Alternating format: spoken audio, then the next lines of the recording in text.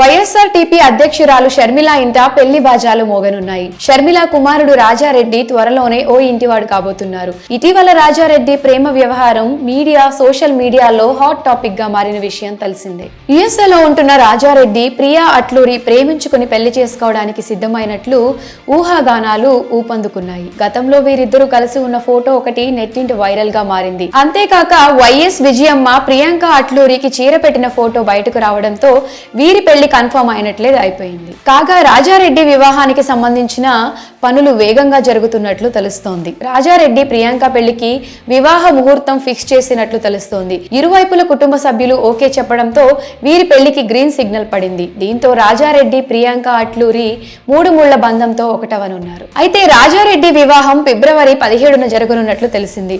రాజస్థాన్ లోని జోధ్పూర్ ఉమేద్ ప్యాలెస్ లో పెళ్లి వేడుక నిర్వహించినట్లు సమాచారం.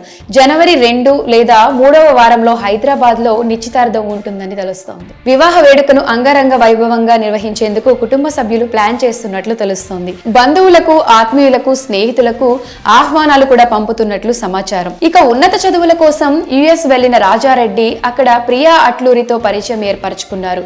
కొంతకాలానికే వీరి పరిచయం ప్రేమగా మారింది. ఇక ప్రియా అట్లూరి కూడా యుఎస్ఏలోనే ఉన్నత చదువులు చదివి ఉద్యోగం కూడా చేస్తుంది. ప్రియా కూడా మంచి పేరున్న కుటుంబానికి చెందిన అమ్మాయి. ప్రియా తండ్రి అట్లూరి శ్రీనివాస్ అమెరికాలో స్థిరపడ్డారు. అట్లూరి శ్రీనివాస్ కమ్మ సామాజిక వర్గం అయినప్పటికీ ఎప్పుడో క్రిస్టియన్ మతాన్ని స్వీకరించారని తెలుస్తోంది.